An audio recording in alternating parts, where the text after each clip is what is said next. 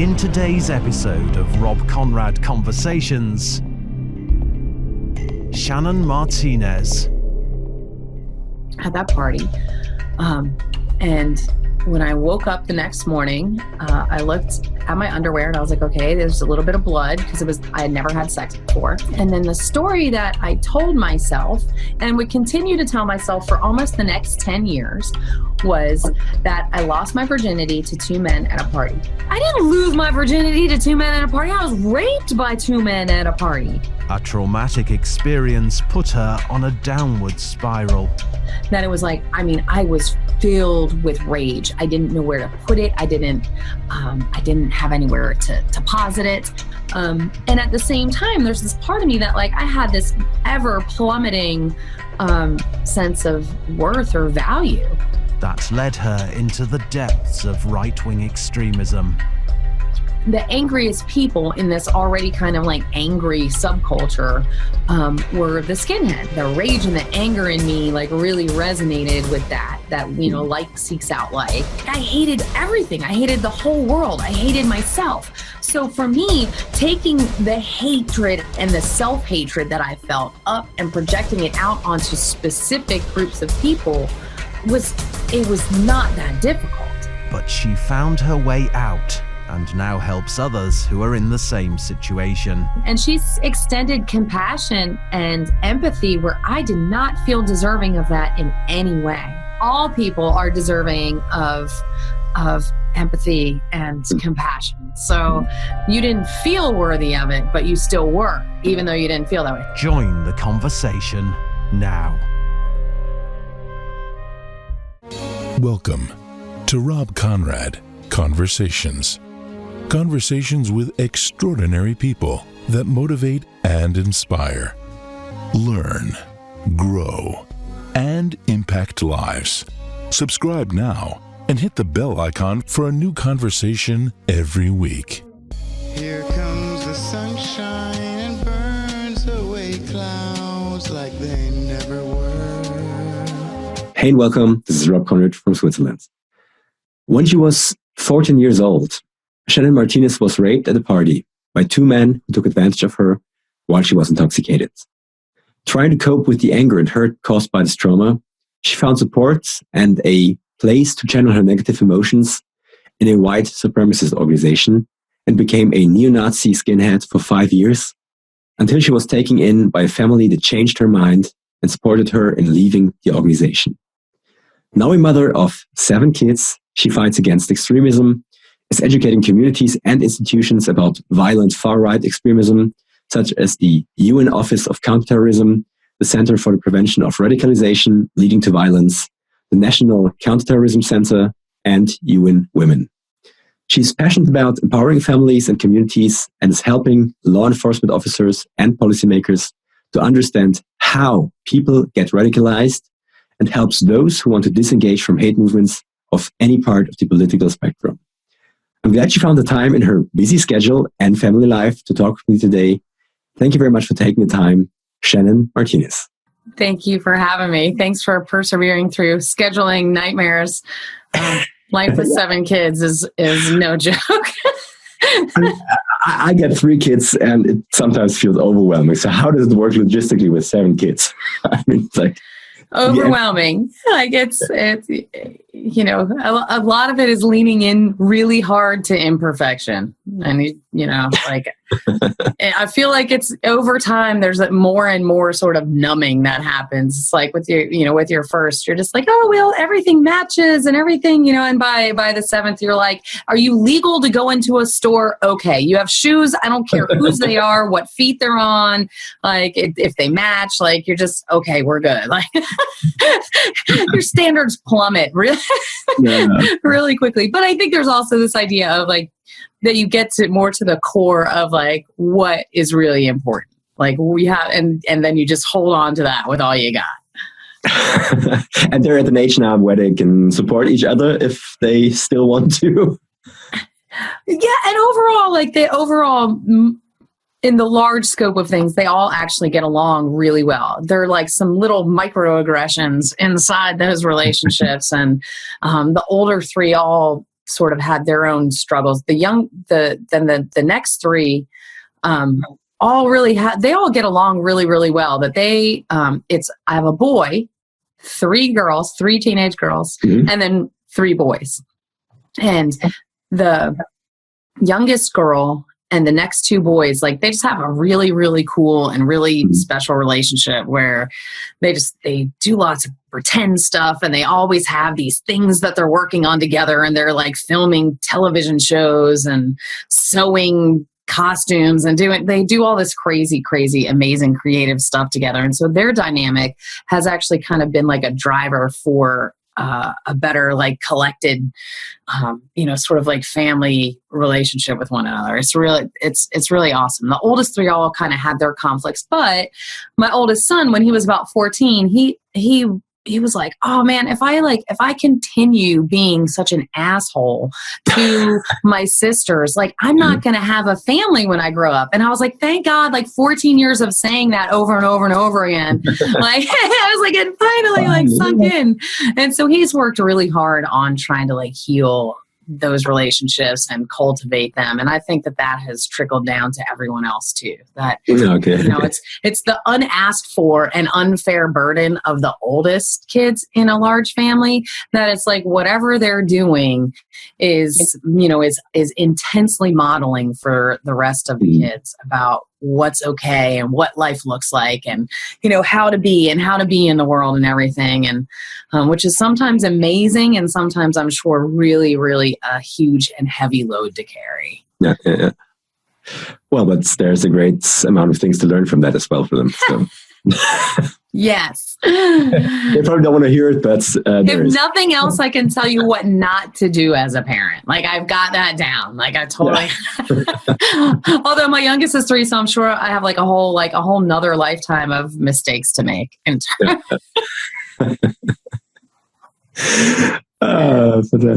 So, Shannon, when I talk to you, you don't come across as someone who used to, paint swastikas on walls and scream Nazi paroles and attack people who are of different race or color. Can you explain a little bit what happened to you and how you got into that organization and how you get started with that? When I was growing up, I have one older brother. He's 2.5 years older than me. My parents are still married. They just celebrated their 50th wedding anniversary this year.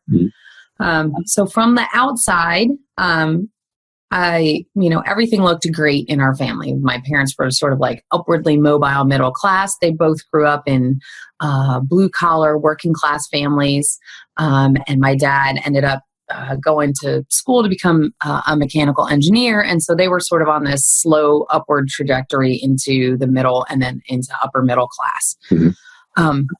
We lived in this neighborhood that like was really, it was idyllic, almost, where it's like, if you knocked on enough doors, you could always find someone to play with. The whole neighborhood was interwoven and connected by sidewalks. You could ride your bikes anywhere. It's like there were always people around. But on the inside of our family and the family dynamic that we had going on, it was, what I would come to understand in my adulthood was that it was really codependent. There was no active illegal drug use. There was not alcohol abuse. There wasn't, physical abuse. We were spanked and stuff, but it wasn't beyond the cultural norm of the time. So there wasn't like physical abuse like that, but there was a lot of really codependent relationship structures in our family. And so what I mean by that is that that it was very hard to understand and negotiate boundaries. So it's like something that would be fine during the afternoon would suddenly become not okay anymore at night when like the adults were tired. So whenever the adults felt disempowered or out of control, they, that they would project that outwards through like yelling and, and sort of like modeling that kind of, so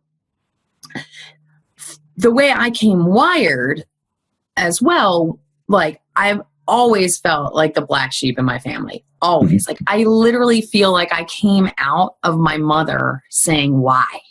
And for people who valued my family's core values were like conformity and fitting in and just, head down, power through, do the work you have to do so that you can go get a great education and succeed.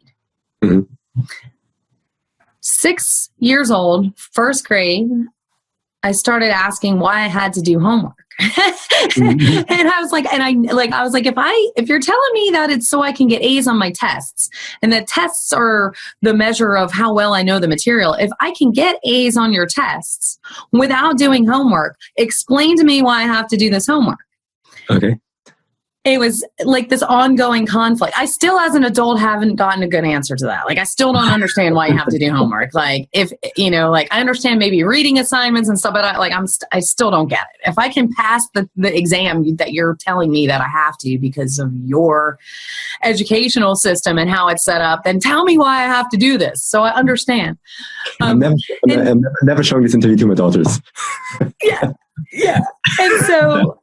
Yeah. But see, this way you can get an education that is meaningful to you. You should always, this is like part of, my core values in my family, where it's like everything's up for discussion. It's like the secret is that parents are completely making it up as they go. Like, we don't talk about it, but it's like, I have no idea what I'm doing. I'm literally just making stuff up. So my kids always are allowed to be like, well, why is that? Or what's that? What's that about? I don't agree with that. Like, and if they can make their good argument, then I'm like, okay, that's all right. Well, let's rethink that, because my way is clearly not reflective of your reality for you. So I've learned from that and taken that. And, for me, I'm like, part of that is standing the gap from my upbringing to trying to raise a generation that, that has a different value set from what I grew up with, and helping them understand that their voice has agency and that they have the empowerment to be able to enact change in their own lives, even fundamentally in terms of the rules which govern them, which is hard because the unintended consequence is that everything is up for debate all the time. Everything is questionable. But that's what I want them, one of the things I want them to take into their adulthood as citizens of the world. It's like, I want you to not just accept the status quo because it's the way it is. It's like, please use your voice and enact that. But for my parents, that was not part of their cultural value, I was a nightmare. And they were like, just do your homework. Like, what are you doing? And so, like, this would be an ongoing conflict, but it's very indicative of this sort of core difference between the way I came wired and the way that my family was. One of the ways that I sort of dealt with this sense of like struggling to feel like I belong, that I had this place that I, where I felt deeply connected, was that I played sports. I played everything other than basketball. I'm 5'2". My hands are like, on screen, they're this big, and they're literally almost like that big. I think the basketball is a no-go. But, it gave me a sense of like being in my body, and which I know now as an adult is actually very, very important to me, that experience of being like very physically in my body and aware, and and moving my body intentionally and striving, whether it's like hiking or backpacking or or whatever, that it's like trying to be really physically engaged in my body is crucial for my own mental well-being. I didn't understand that as a kid. I just knew that that I like sports, and that it gave me some sense of like being on a team and striving for, some goal, working together. When I was 11 years old, my family would end up moving from just outside of Philadelphia to rural southern Michigan. To say it was culture shock would be the understatement of the century. I grew up, I went from basically this like urban area to the sticks. Like it was so mind blowing. And for me, I also, I like when I was a kid, I always really, really loved teenagers.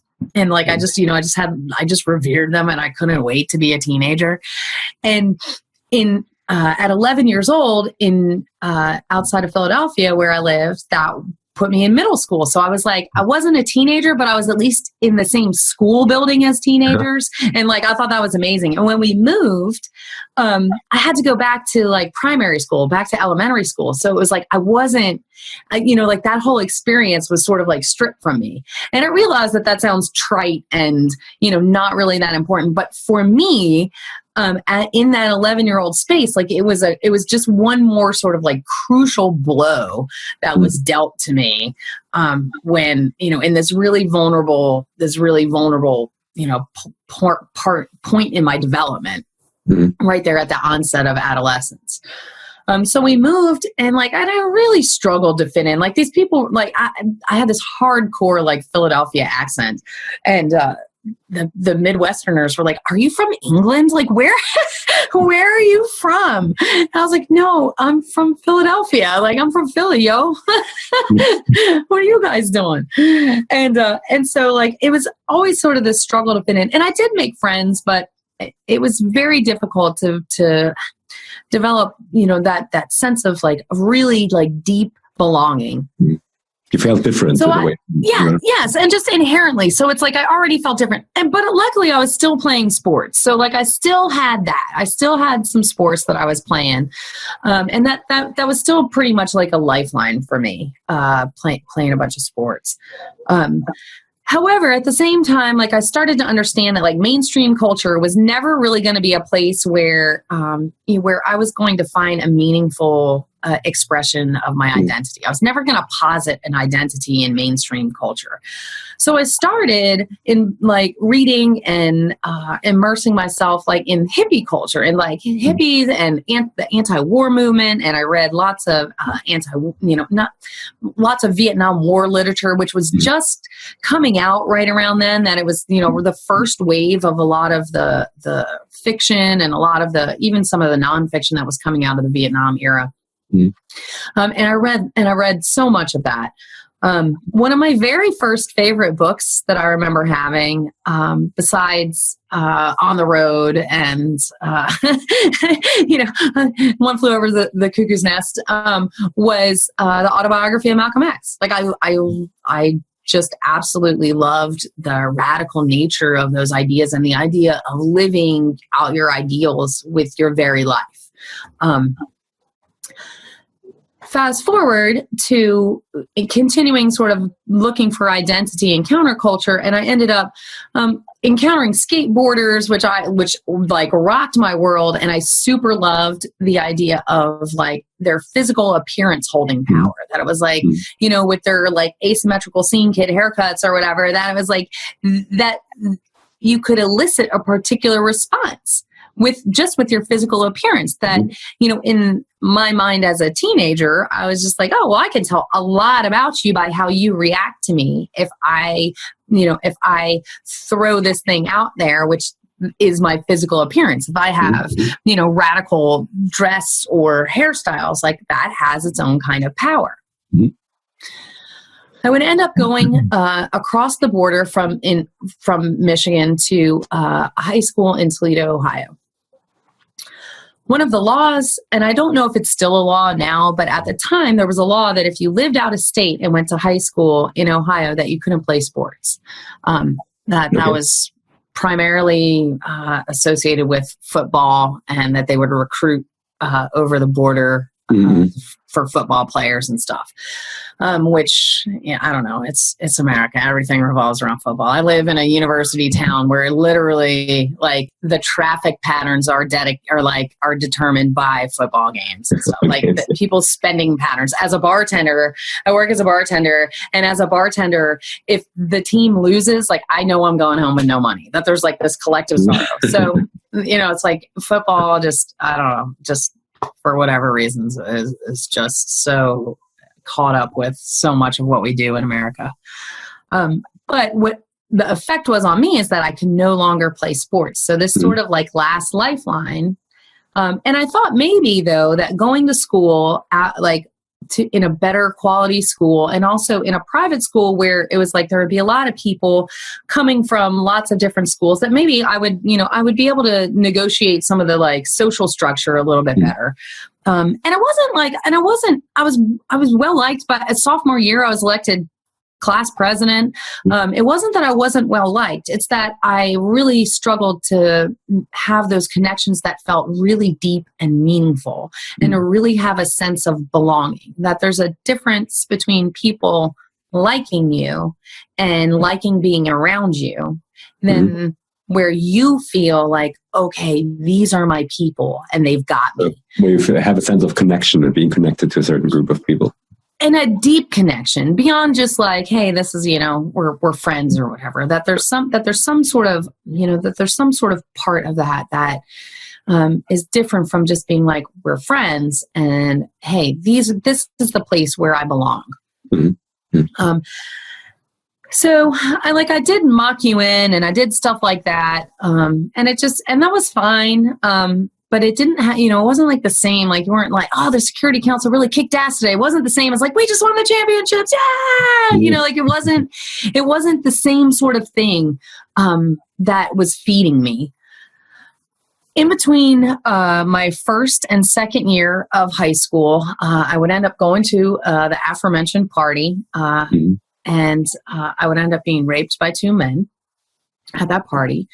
And when I woke up the next morning, I looked at my underwear and I was like, okay, there's a little bit of blood because I had never had sex before. And I was like, okay, well, that really happened. And hyper pragmatically, I was like, okay, well, I guess when I have sex for the first time now, like it won't hurt. And then the story that I told myself and would continue to tell myself for almost the next 10 years was that I lost my virginity to two men at a party. I knew that I could not tell my parents, that the way and the very strong evidence from, things that happened as I was growing up, that their sense of, feeling like disempowered and trying to project that out, would manifest where it's like if you were sick or hurt, that their first reaction was always to yell at you. And they were just like, well, why did you do that? Don't you know it's Christmas Eve? Or we've told you how many times not to do cartwheels in the playroom. And, so rather than being like, oh my gosh, that must be terrible, and let me comfort you and see if you're okay, that their first reaction, which they would eventually do, but their first reaction was always, you're hurt and it's your fault. So there was this part of me that knew innately that they would be more upset that I had just been that I had been drinking and that I had lied about where I was going because I had said I was going over to a friend's house and then we went to this party. Then they would be upset that I had just been sexually assaulted. And subsequent conversations with my parents as adults have totally reinforced that that I wasn't just making this up, that is exactly what would have happened. And so the traumatized part of me was like, okay, like we can't, like we're not going to further traumatize ourselves by trying to go tell someone who is then going to blame us for this happening in the first place. So I shoved all that down and created this narrative that was a way for me to deal with it, that I lost my virginity to two men at a party. I've since wondered, like, why in the hell didn't anyone ask me straight up, like, hey, have you been sexually assaulted? Because I was a cutter. I was, I self-harmed. And there were so many indicators that this was what was going on in my life. And nobody ever asked me. But in fairness, I don't know that I would have been able to say yes, because I was so invested in the story that I had told myself that in the midst of it, I don't know that I would have been able to say yes. I was watching this show on Netflix that was set in like a young woman's detention center. So like young women who were not yet 18. And there's a girl in there and she's just raging and, and she was just like, I don't even know what's wrong with me. I was like, man, I resonated with that so deeply because I totally understood that, that it's one of the biggest challenges of dealing in particular with young people, particularly people that are hauling around trauma or traumatic experiences, because your brain tries to protect you from them. And so there's this way in which you really don't know what the hell is going on. In my case, that would come out within about 6 months, and I was just filled with rage. And not like teenage angst, not like my mom's an asshole or whatever, not that it was like, I was filled with rage. I didn't know where to put it. I didn't have anywhere to deposit it. And by this time, through skateboard culture, I was deeply immersed in the punk culture. So, going to shows, and, I had crazy hair all the time. A lot of times I would just, I would shave my head. I would dye it all different colors, and, and do all this. The angriest people in this already kind of like angry subculture were the skinheads, and they were at every show that I was at, and there would always be fights. There would always be a fight, and they would always have each other's backs. I think the rage and the anger in me like really resonated with that like seeks out like. And at the same time, there's this part of me that like I had this ever plummeting sense of worth or value. And so, like, how do you create friendships and relationships when you feel valueless? So there was this part of me that was kind of like, well, like, okay, well, like, they're kind of the worst. So they've got to take me. And like, who's worse than the Nazis? So it's kind of like, they've got to take me. And so I started hanging around with them. And then eventually, it's like I would come to understand that in order to like call this, have this acceptance and the belonging and, the sort of like, substitute family sort of situation, the surrogate family, that I would have to espouse this ideology of hate, of, that I hate brown people, I hate black people, I hate Jews. I hated everyone. Like, I hated everything. I hated the whole world. I hated myself. So for me, taking the hatred and the self-hatred that I felt up and projecting it out onto specific groups of people was not that difficult. And slowly, like, and part of the process of that is wearing down like your inhibitions about using racially charged language and stuff like that. And one of the primary drivers for me in that process was listening to like white supremacist music. Because as you sing along with lyrics, then it becomes easier. Your brain, takes in that information. It becomes easier for you to go ahead and use that terminology while you're singing along. And then it's easier to use them in conversation or in passing. And then it becomes easier to sort of project that out and eventually, makes it where you don't, that any of the inhibition that you had is totally gone. There's also this process that goes on because I believe now that in order to dehumanize and objectify other human beings, that you actually have to work really hard at it, that your brain actually has to work really, really hard to not identify other humans as human. And the way that this works is that as my personal worth and value and sense of worth and value continued to decrease, that at the same time, what I felt like my value was as like a body for the white supremacy movement ever increased. So my ability to perform, and use violence was ever increasing, because I felt like the more willing that I was able to give like my life and my body to the movement, that it was like somehow that would, compensate for this ever decreasing sense of worth and value that I have. And it's almost like you have to continually sort of like triple dog dare yourself to do more, greater risk-taking behaviors, to invest more of yourself, so that your brain can actively continue to adhere deeper and deeper to this ideology. It's like you are making the stakes higher all the time to make leaving harder, to make walking away more difficult, to make it so that it operates very much like a drug, where it's like what fed that in small amounts at the beginning, saying racial epithets or whatever. It's like that doesn't bring the same sort of payback anymore. Mm-hmm. And so it's like you have to continually sort of take greater and greater risks and do more and more, terrible and violent and and hate-filled things.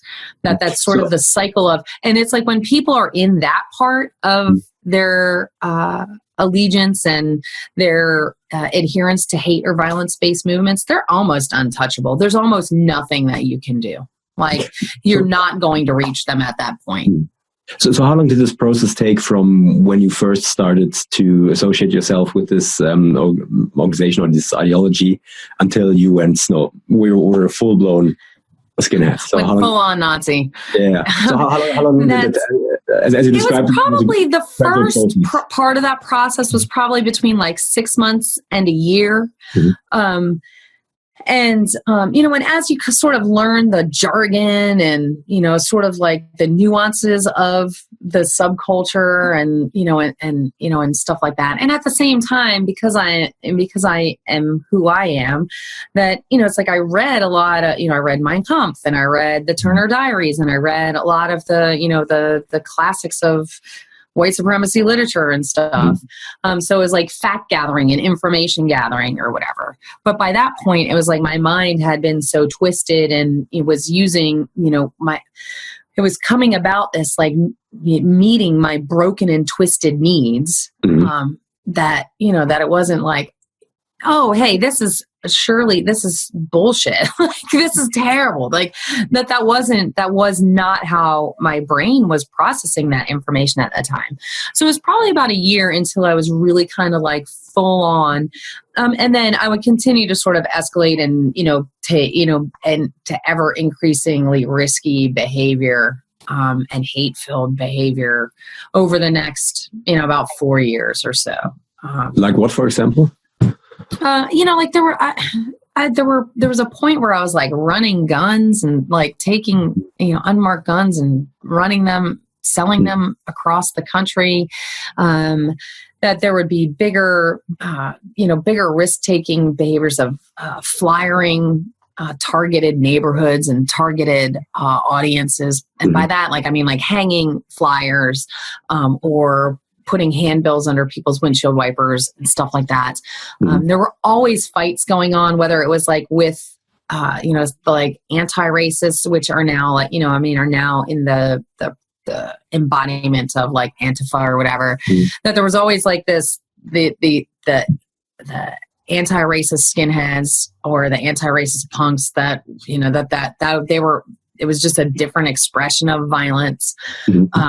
That we would fight. And then by the very end, like, I mean, we would just basically look around, we would just drive around and look for, violence, whether it was through, jumping people on the street or, eventually we would end up tear gassing a gay nightclub. And because in the life that I was living, like we just happened to have a canister of tear gas in the car. Like, of course, because why wouldn't you? When you're a bunch of skinheads, that's what. But there was this process and it's a shift even within the skinhead movement while I was in it, where on the one hand it got more militaristic, that it took on more of a paramilitary sort of expression, where the clothing changed from some of the traditional like jeans and boots and braces to BDUs and paramilitary clothing, and that there was an increasing idea of like training for the race war, that was surely coming any day now. So there was that happening, and at the same time, as I was disengaging, that there was also a big push in the movement for people to like normalize that. It's like, hey, like grow your hair out and try to assimilate into the societies around you so that you can actually enact change within the structures of society that already exist, instead of just being like street hooligans or whatever. Then it's like infiltrate in military and police and, you know, and stuff like that, that you could take your ideology with you wherever you go if you're willing to, you know, if you're willing to you know, dress in, you know, suits and ties as opposed to dressing in boots and braces. So by the end, you know, just before I disengaged, that I ended up, you know, I mean, it was imminent that I was going to end up dead or in jail in the very short term. Sorry, just my kid just a bit. So let's talk about kids. If anyone can relate, it is me. Yeah. Sorry about that. Yeah. That's all right. So you mentioned earlier in the discussion that what you were seeking is the sense of belonging and you know, being part of a group or really connecting with a group. So did you find that with the experience? Yes, I did. Like, you know, like I absolutely felt a sense of like belonging and like, and, you know, that I had this identity and that I felt like I lacked agency in my life, you know, that I felt, you know, and so this was kind of like a way where it was like, okay, like, you know, I felt completely disempowered, like on a really fundamental level. And so, you know, like that need was met. Like I felt like I had, you know, I was steering the course of the world and of, you know, and sort of my own life. People a lot of times are like, well, as a woman, like, what were you doing? Like, this is a very anti-woman, you know, ideology. Like, what were you doing? And the best way that I can phrase it so that it makes any sense was that for me, coming with this like very broken sexuality from being sexually assaulted, that I was coming into a subculture where it was almost all dudes. It was almost all guys. And so as a woman, there were always like girlfriends around and stuff, but very few were like, you know, Chelsea'd out and had, you know, and very few were self-identified as like skinheads. I was able to go out with anyone I wanted. Like in mainstream culture, I was like, I didn't understand like relationships or like how to, you know, I didn't understand like how to negotiate a lot of that. But like inside the movement, it was like I could pretty much go out with whoever I wanted because I was one of only a handful of girls. And at the same time, this like, you know, it's such an intensely hyper toxic masculine culture inside the extreme far right that, again, these like broken and twisted needs that I had, that it was like that violence and willingness to use violence felt like strength and it felt like safety.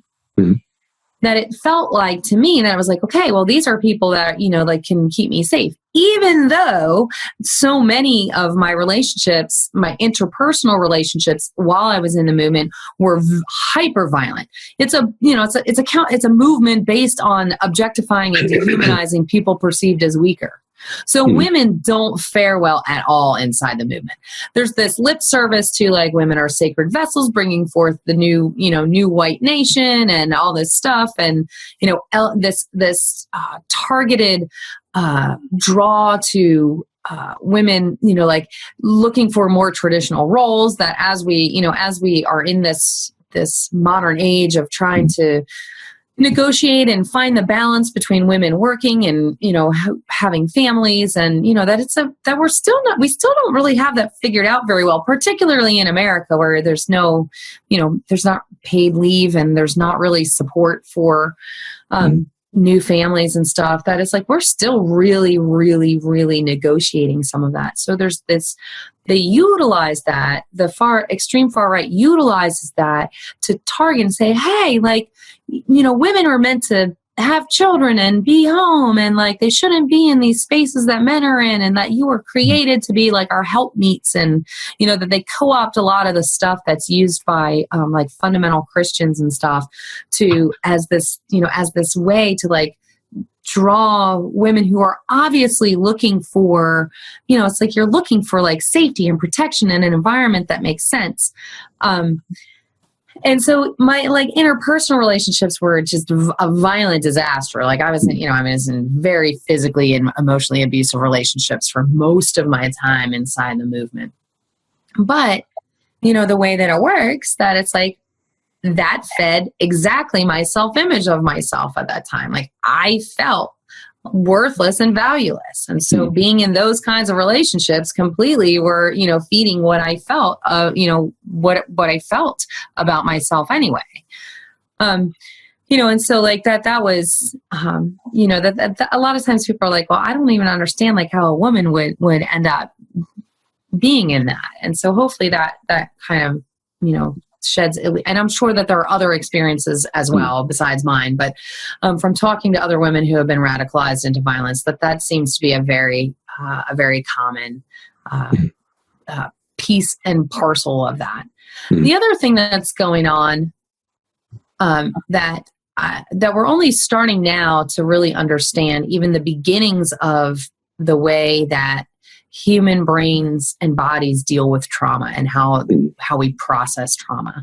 And I'm very, very excited for the next, couple decades as more and more of this research is done and comes out.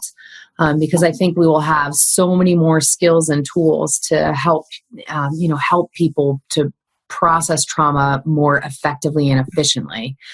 That when the brain is traumatized, it seems to attach more readily to like unidimensional thought, very binary styles of thinking.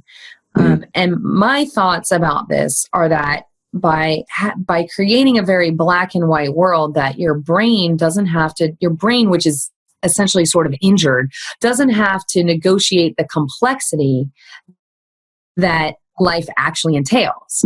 That if you have this unidimensional life, that you wake up and this thing is the most important, and when you take your first breath of the day, this thing is most important, and no matter what you do, this one thing is your top priority and what you base all of your other things on, that your brain doesn't have to do the work of this thing is more important right now, and now things have shifted. Oh, and now this hour, these things are the most important.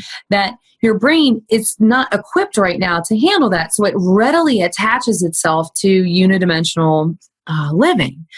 And as people leave lifestyles that are either like hate or violence based or some other sort of unidimensional living, cults would be a very, something that is not violence or hate based. That would be a very similar sort of thing. That we have to be ever vigilant within our lives as we continue on for the rest of our lives about attaching to any sort of unidimensional living. And there's lots of ways. There's lots of things that are healthy and seen as healthy and perceived as healthy and are healthy for people for whom they're not dealing with, ongoing sort of like traumas, things like exercise or, like sports fanaticism or whatever. That it's like there can be things that are not religion is not an inherently negative thing. But the way that people like who have brains like mine, that it's like, okay, well, if I'm going to do this thing, I'm going to do it all the way into death. And it's going to be the only thing that I do. One idea with another idea, basically. And Yes. And now obviously there's a hierarchy of like, clearly being, a super duper intense, like religious fanatic, that's not based in violence is better than being a neo-Nazi white supremacist skinhead, right? Like, I mean, like there's this thing that's inherently bad. And then this thing, which is like, okay, maybe the way that I'm utilizing it in my personal life is bad, but it's not inflicting harm on other people, so. But the root of the problem stays the same, essentially. Yes, I don't want, like, I'm not equating the two things, but the way that it functions in people's lives who are dealing with trauma, that it's a net negative. Because I'm not allowing myself to live and lean into complexity. And so I'm hiding from dealing with the crap that I have to continue to deal with, the healing and, and the, learning and negotiating relational skills and my, being uncomfortable in my environments, or, whatever it is that I have to learn to do, that all of those things are always, an allure to not have to deal with the stuff that I don't want to deal with or that I feel ill-equipped to deal with. And so it's like watching for like drug addiction and alcohol abuse and all of those things. It's like keeping ever vigilant, which I will have to do for the entirety of my life. Like I will have to continue to be vigilant that I am letting my life be messy and juggling multiple priorities. So has 7 kids. Yeah. Got that done. But, it's like letting my life be sort of messy, that is part of my healing. And this recognition of trauma and how it, and what we're learning about it is that trauma is passed on genetically through our like epigenomes and stuff. And so it's like trying to figure out, as, in my own life, and then developing, programmatically dealing with people who are exiting and leaving violence and hate-based movements. It's like, okay, like how do we negate or minimize the transmission of that trauma to the next generation? How do we make ongoing meaningful amends? How do we relate to the people? How did we get there? And this is why I think it's a worthy conversation. That for me as a former neo-Nazi white supremacist, I feel like there is value in figuring out how I got there, whether or not that correlates, which it seems to, and there is research now to support that a lot. There's so much overlap between entrances into all kinds of violence-based extremism, and it doesn't even matter what the ideology is. That a lot of the trauma seems to be an important factor in that. Many times from the discussions I had as well. It's true. I would say that it's 100% of the time, or very, very close to 100% of the time. It's just what we call trauma. Because not everyone is going to have physical abuse or whatever, that there are different kinds of ways that the brain is traumatized. And again, we're only just really kind of scratching the surface of our understanding about trauma and how the brain processes trauma. None of which is to excuse myself from the responsibility of the actions that I took or the beliefs that I espouse. I don't want anyone to walk away and think that I'm just like, oh, well, I was injured, so whatever. And that I still had choices and free choices about my actions and what I did, to myself and to other people, and but I understand the underlying cause of all of that in hindsight. Yes, and that I recognize that I have, that I take responsibility for those, and that I have, a whole lifetime of amends to make to try to do the most good that I can and try to dismantle all of the pillars of white supremacy that I can while I'm here. So you spent around 5 years in the movement. And how did you get out? What was the process of leaving the movement? What caused it, and how did you experience the process? One of the things that happened is that, I ended up being in my 20s, and I think that this is not, here's me back to neuroscience, but I think that this is not insignificant. When you are around in between 20, 21, 23, you gain all of your frontal lobe. So you actually have the part of your brain now that understands better and can process how your actions affect other people and the potential long-term consequences of decisions. So I don't think that that's insignificant. Because again, like I programmatically later on, I feel like if we can work towards, once people are in, it's like if we can disrupt them enough to where they can minimize the harm that they cause, by the time they're in their early 20s and they are able to better process how their actions influence their environments and the other people, that I think there's I think there will end up being, through research, that you will see that there's a pretty strong drop-off rate. Mm-hmm. So the maturity of your brain and how you process information, how you process your actions has a big influence on your actual actions. And so if you can stay out of jail and you can keep from doing catastrophic harm to other people, then you potentially at least have the chance to get to a place where you can then try to make amends and try to process through what just happened in your life.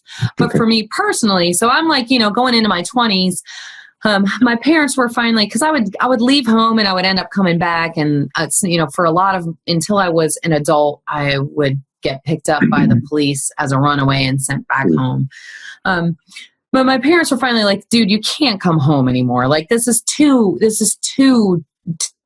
hard for us, which was fine with me because we didn't get along at all. But I didn't really have anywhere to go.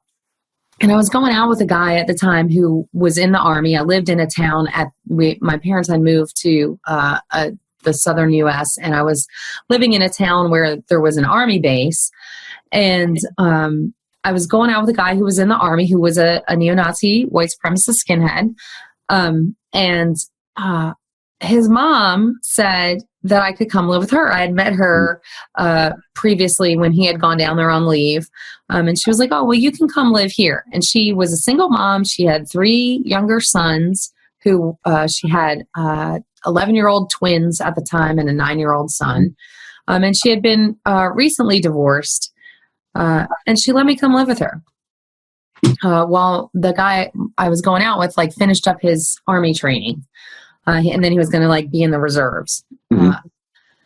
And this was not part of her ideology at all. I'm pretty sure that she knew what our ideology was. But, even if she didn't know the specifics of our ideology, I mean, I was at the height of I looked gruff, and I was living this intense, street thug life. I had shaved head and boots and just so many layers of anger. And so the miracle of her of seeing through that to a person that was worth bringing into her home is an astounding thing. And then she set some ground rules and was like, okay, you got to help me around the house. You have some chores to do. Maybe you can help me with some of the bigger projects that I really need help with. Try to look for a job. But she let me do all the stuff that they did as a family with her younger sons, that we would go fishing and camping, and we would, play Frisbee outside, and I could tag along to go take the boys to Cub Scouts. I read them the Chronicles of Narnia every night before bed. And it was oh yeah, this is kind of what people do. I'd forgotten, I was living this, this immense, just thuggy life where it was just man, it was just, I didn't even remember what people did other than trying to go look for fights and, funnel beer or whatever and fight with each other if we couldn't find anyone else to fight with.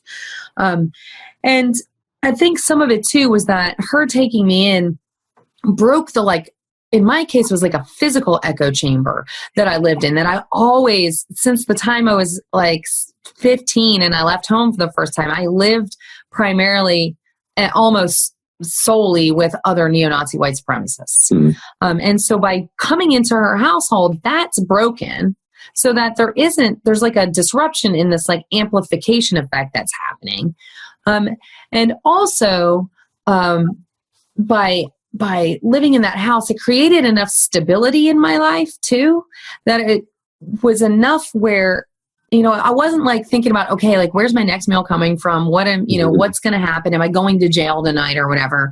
There was enough stability in my life that it was she created space around me so I could begin to shift and look and really sort of self-examine my life and what the heck I was doing. And then she also dreamed dreams for me that I had forgotten how to dream for myself, because when you're in this violent subculture, that there's no tomorrow, there's no future, there's literally only right now. There is only present, and so it's the lip service that's given by the extreme far right to we're building a better tomorrow. I'm you're not, because you can't look at tomorrow. You're literally living right now. And that's all that there is. I finally had this, this person who was don't you want to go to college? And you're reading all these books, because books have been just a pillar of my life since I was, 12 or 13 years old. And yes, I was reading Fitzgerald at the time. And I read a lot of Keats, and, it's this idea of how can my heart be broken at the English language at its most beautiful, and hold this hate-filled ideology? How do these things, how do these both exist inside me at the same time? How do I just love the music of Billy Bragg or whatever, and hold, which is the antithesis of this ideology that I have?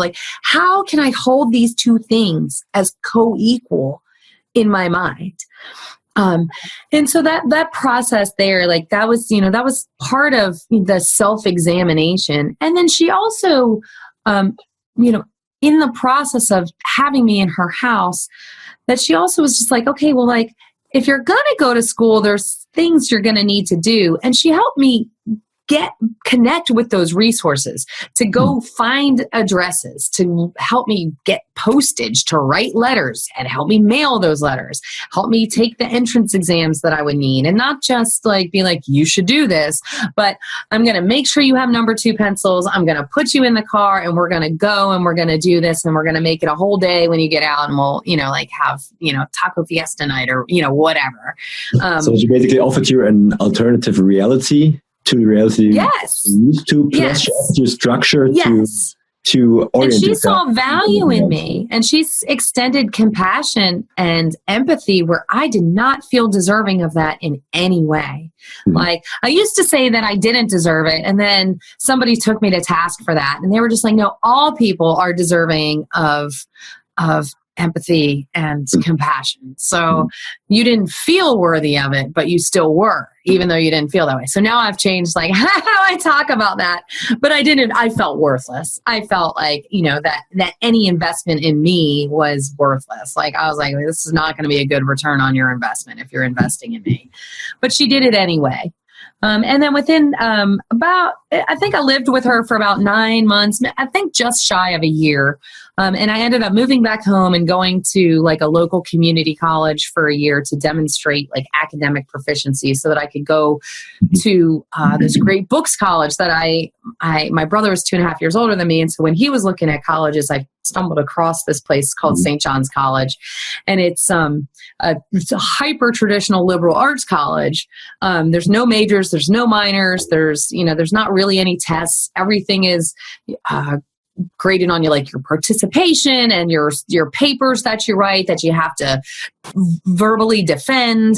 So it was an education that made sense to me as somebody who was always what the hell, why do I have to just learn the stuff that other people already know and spit it back at you? That I was here's this college and this experience wrestling with, the great ideas of the Western world, and, and learning how to learn. So it was an education that I was really drawn to, that really made a lot of sense to me. And so I actually ended up going there. I did not finish because I ended up getting pregnant, and I left. But I was able to actually make it there and have that experience for a couple years. The process after that, so after I moved back home, up until, now even, but particularly the first 5 or so years after that, that it's not just an idyllic, pretty story. I disengaged and I wasn't a Nazi anymore. That I was a hot mess. I still had all this undealt with trauma. I still didn't understand any of that. And the story that I was still telling myself had nothing to do with being sexually assaulted. I still didn't have, my interpersonal relationships were still just a mess and a disaster. I was very promiscuous. Which fed my sense of like valuelessness and stuff like that. I didn't understand that that's a very, very common reaction to being sexually assaulted. Like for me, it was just kind of like, well, it's like a love, sex was like a love substitute or whatever.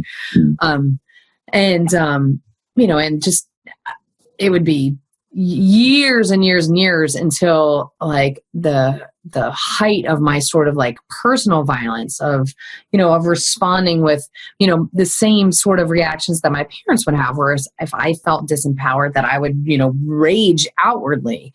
Then it would take a long, long time. And I'm still learning. I'm still trying to figure out better ways. I'm still trying to do better and better at trying to respond, non-violently, whether to myself or, towards others in my communication skills. And, when I'm having trouble, when I'm feeling disempowered, I continue on that journey. But in particular, those next like 5 to 10 years, it was not pretty. Like it was not pretty. And I know that, it's like I hurt, a lot of the people with whom I was in relationships along the way during that time. And not to like excuse my behavior or whatever, more a matter of like understanding. Like I understand that, it's like I just didn't have the capacity to have a healthy relationship. I didn't even know what that looked like or what that meant. And I was still, a complete mess. But I wasn't filled, I wasn't looking to, find and deal with that through projecting, hate and violence-based ideology outward anymore. That a lot of what was going on for me was very, that it was very inward focused.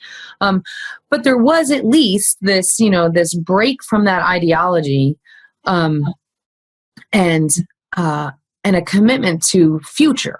That it was like I had left and it was like, okay, like even if I don't know how to get there or what that means, it was like, okay, I'm gonna, that I will keep committing to trying to keep learning and learn new things and learn new skills. And, I think so much of the difficulty of growing, of healing, is that you don't even know the healing that you need to do when you first, and then it's like you heal one layer of something and then that healing allows you to reveal this next thing that needs to be healed, that you don't even know the kind of help that you need to ask for, that you don't even know what it is that you need. At what point did you start to heal along your journey? Was it a point where you I think that was always still healing. Or one of the big breakthroughs in my healing, because even though that was messy, and even though it was just a pile of shit, it was still healing. Like it's one of the things that I really push up against with a lot of the like self-help movement, be happy movement or whatever, that it's like, man, a lot of healing looks really messy. Like it doesn't look the way that, if it doesn't look the way that you think it looks. Not all the time. That's, of course, one potential manifestation possibly. But it's like, man, healing is not like that. It's usually really messy. And it's like you're making lots of mistakes and you don't even know how to say you're sorry or recognize it in the moment. I think now, 25 years hence, that if nothing else, that I have gotten shorter in the amount of time that I know that I need to ask it for forgiveness for something that I've done. It's like I've taken it down to a few minutes rather than days or years or whatever. But a real pivotal point was when my oldest son was born. I actually had 2 babies that I gave up for adoption. So I've actually had 9 babies. But I was still such a mess that I was just like, dude, I'm just going to if I am your mom, I'm just going to ruin you. I'm just going to ruin your life by insisting that I be your mom. And so I ended up having 2 babies that I gave up for adoption. And then my oldest son, who I would keep, was born when I was 23 years old. Mm. And his, that for me, part of that healing was that during his birth, there was like a little bit of like, like birth trauma. I had him in the hospital with midwives, and I didn't have an IV. And my placenta wasn't being delivered right away after he was born. And the midwives were constrained by working in a hospital setting with what they could do and how long they could wait for that placenta to be delivered. I've since learned, because I've trained as a doula and stuff, that a lot of times when there's like ambivalence about embracing motherhood, that there can be a delay in the delivery of the placenta. And it's like, God knows that I had that, because I was like, what am I going to do? But the doctor came in, it was the middle of the night. The doctor came in angry that, that I didn't have an IV. And then he's like, okay, well, we have to manually remove this placenta. And I was like, I didn't know what the hell that meant. It's like, I don't know. I'm like, okay, whatever. And so he like sticks his hand in the Holy of Holies where a baby just came forth, and it's just like, and I was like, whoa. And then I was like, hold on. Can you just hold on a second? Like, now that I know what's going to happen, like, can you just give me a second and I'll be ready? And he was just like, no, like, and angrily, and he was just like, no, like, it's got to come out right now. And I, like, not in that moment, but within about 6 or 8 months after my son was born, like, I was thinking, because this is something that I feel like people don't really talk about healing either, that I grew this baby that I was like, wow, like the love that I felt for him was so revolutionary. Like, I was like, I didn't even know love like this existed. And I was so afraid that something would happen to him, because I was like, clearly I don't deserve this. Like, clearly this is not something that I get to do. So it was the first time you were really ready for a baby. I still wasn't ready, but I committed to like trying to breastfeed him, and put it this way. And I would go on to breastfeed him for almost 3 years. But in this like 6 to 8 months after he was born, that it was like my body grew this being that I see as like love incarnate, and my body is continuing to be the thing that nurtures and nourishes him. And so like, here I am thinking my body is worthless, it's a piece of trash, I have no value, and it is hyper challenged in that viewpoint by, well, my body did this, my body grew this being and is continuing to like help him to thrive. And the conflict between those two ideas was just intense and immense. And it wasn't just like, oh, okay, now I accept this new reality. It's like, when you are confronted with the healing ideals that, that will help you to heal, that it's often so messy and so terrible, because what you have brought to the table is being challenged and rocked to the very core. Mm-hmm. But I wanted so much to be okay for him that it was like, I didn't know, I never even changed a diaper when I had him. Like, I had never, and I didn't know how I wanted to parent. I only knew that I didn't want to parent him the way that I had been parented. And so like, I made some choices from the get-go that I had made this commitment to.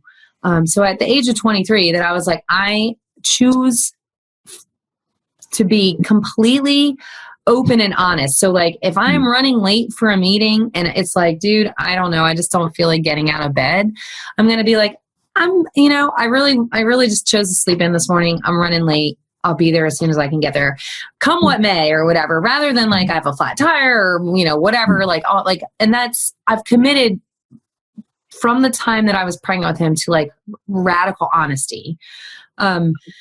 And, which can sometimes be sort of caustic or whatever too. I try not to use like my truth as I see it as a weapon. I try to just be like, hey, this is my truth. This is where I'm at. But that has been, part of that is maturity. Part of that is now being, a middle-aged woman, being able to do that a little bit better and understand that, how to communicate my truth.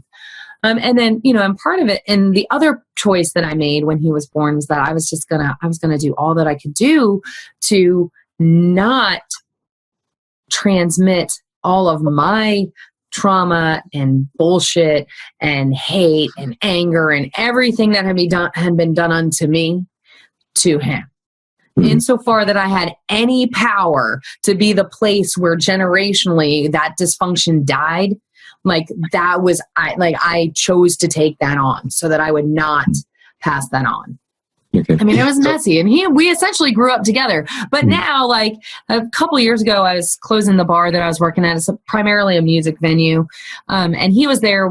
He had come to watch the music that was there, and he was like helping me like line trash cans or something as I was closing up. And it had been a particularly crazy week, as it can be with a household with so many kids. And I was like, oh man, I hope that I hope that if you guys grow up and choose not to have children, which is a valid choice, I was like, I hope it's for like a positive reason. That is like you're so committed to like your art that you know that that's not really the place for kids, or you're doing something else where it's, you know, that it's this positive reason rather than like it was so terrible having kids around and we watched babies destroy our mom. That there's no way that we want to have children. And he was like, Mom, don't you get it? I was like, get what? He's like, don't you get it? He's like, when your grandkids and your great-grandkids are wildly happy and building such amazing lives for themselves and all the people around them, it's going to be because of you. Because you chose to break the chain and you chose to be who you were in the world. That's a truly wonderful. And I was like, oh, it's so like, but for him to see that, and he's as the oldest, it's like, man, he had to go through all of that with me. Your journey. And for him to choose to see that in me and see the effort and the work put in rather than just the very imperfect efforts.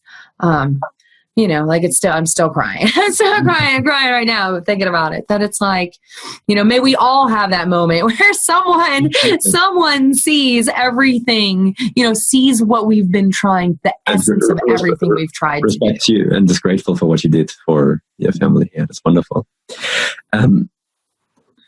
I want to go back to the trauma you've experienced, because I think there's a lot to learn also for maybe young women who have experienced violence or rape or something like that.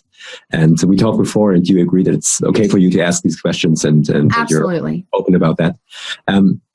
So you said that your initial reaction that almost came immediately was to find an excuse and find an alternative reality by saying, no, I lost my virginity instead of being raped to men. So when was the first time you really opened up to anyone about what happened? Oh, that was part of the whole, like the story of, having my oldest son. That after the doctor came in and, and I was just like, wow. It was about 9 months later, and I'm so like, okay, like my body maybe isn't totally trash, and I'm juggling and struggling with these two ideals. That I was like, there's a word when somebody comes in and angrily puts their body inside your body. I'm thinking about the doctor and his birth and stuff. And I was like, and especially when you say no and they do it anyway.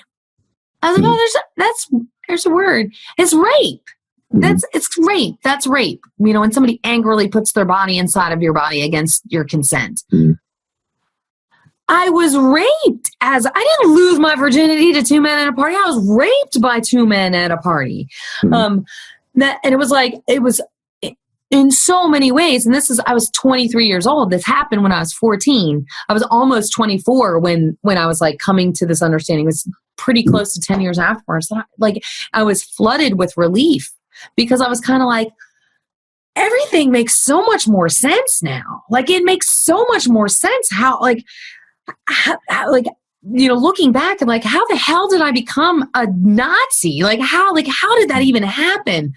And it was like this wave of relief. Like, it was like, okay, like everything, the trajectory makes so much more sense now. And that would be the very beginning of having to learn how to process through that trauma and intentionally. And it would be another 5 or 6 years before I would understand, like, oh, I have like massive PTSD. Like that idea of like, once you heal from one part of something, it's like, then you're in a place where the rest, the next step can be revealed to you. It's like almost like a video game or whatever. It's like you've beaten the first boss, and now it's almost like you've beaten the first boss, and now you go on all these quests, and then you have the second boss who's harder to kill, and like I feel like that's kind of like my life, basically. That it's like instead of it getting easier, you're like, oh, now it's even harder. There's more stuff. It's more challenging. The new but stuff. But up until that point where you had this realization, you never talked to anyone about what you've experienced that night? No, I never did. And some of that was my relationship with my parents. Some of that was that I no longer played sports. So I didn't really have any meaningful relationships with other adults who I trusted. Some of it was that it was before the internet. So I couldn't even like Google, like I was raped or whatever. Like I couldn't, I didn't have any anonymous place. There was not a good dissemination of information about hotlines or what you should do. Like we didn't talk about it as a culture at all, which is part of why I've chosen to be, in conjunction with my, sort of like commitment to radical honesty, that I want to commit to talking about all of the worst things that I've done and the worst things that have been done to me to try to disarm shame. That I want it to be where we can all talk about the crap that normally we don't talk about because we feel shame. Instead of letting shame rule us with its dysfunction where we feel unworthy of love and connection. It's like, well, if we can just all know that everybody has things that they so deeply regret. Obviously, most people haven't been Nazis, so there's not that, there's not that level of like things where you're just like, wow, this is really bad. But everyone has that stuff. Everyone has their stuff that they don't really want to tell anybody at all. And my premise is that if we can actually tell people that and talk about that, then it won't keep creating these dysfunctional societies that we live in. It's like we can just talk about it and we don't need to have all this emotional charge around it. That we can just, that we can heal, we can speed up the process of healing a lot more quickly, which I think is, you see some of that, with like the Me Too movement and stuff like that. And, I hope that that dialogue will continue, but I didn't have anybody to talk to. I didn't have any resources. I went to a all-girls Catholic high school, so like most of the teachers were nuns. It's like I'm really like who, like I'm gonna go tell them. So I didn't have anyone that I felt like I could tell. And what about your friends that were with you at the party? Did they realize that you've been assaulted, or did you disappear for a while and then came back? Or how? I did, but it was it was a party, and it was like people had been drinking, and everybody was sort of on their own, doing their own stuff or whatever, and that it was like it wasn't cause for alarm that I wasn't there. It's like there were people who were like passed out and stuff. It wasn't, nobody's paying attention. So it actually happened where during I was. Not after the party, or it actually happened during that party, and then it was kind of afterwards. It was like, it was like I had been, there was actually another young woman and I who were hanging out with these two guys in the front yard. And they were white guys. Sometimes people ask that. They're like, well, were they black guys? I was like, no, they were white guys. The trajectory of expressing, my hate and hate-filled ideology it wasn't a direct correlation that way. It wasn't like I had been harmed by black people, which in fact, like when I was a really little kid living still in Philadelphia, I was actually like in a breakdance group with a bunch of my good friends from school who were all black. And they like listened to like a lot of the early like breakdance music and hip hop and stuff. So like that, so it was not some sort of like direct leap of like I had been harmed by a person of color and now was projecting that outwards. These dudes were white. And she and I were like hanging out,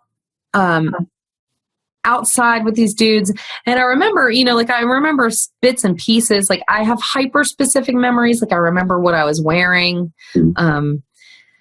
I remember particular smells and stuff like that.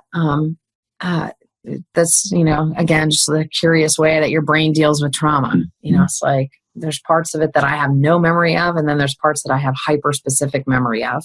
But I do remember, we were sitting, talking. I remember talking about how I wanted to be an English professor when I grew up, and that I didn't want to have sex until I was married. I remember saying no. And then one of the next things I remember is that I woke up in the backseat of his car with him on top of me. I remember the taste of his hair in my mouth. And I remember, waking up to myself sort of like moaning and him saying, see, I told you it would feel good. And I wrote a short piece about this too. And in that piece of writing that talk about like turning my face into the crack of the car seat when he said that, because it did feel good. Like, and the shame of that, like that it's like, I can't help what my body feels, that doesn't remove the trauma or whatever. And then I passed back out, and then I remember waking up with his friend who had been out there with the other young woman that I was with. But she had, she was gone by that point, and then his friend was on top of me. And then one of the next things I remember is one of them walking me to the back door of the house, which was like a wooden screen door. And like, I remember the sound of it as it closed behind me. And so I like stumbled into the kitchen, and then there were a bunch of people there, and they were like making chicken nuggets over there. We're like, oh, Shannon, hey, here, have some chicken nuggets or whatever.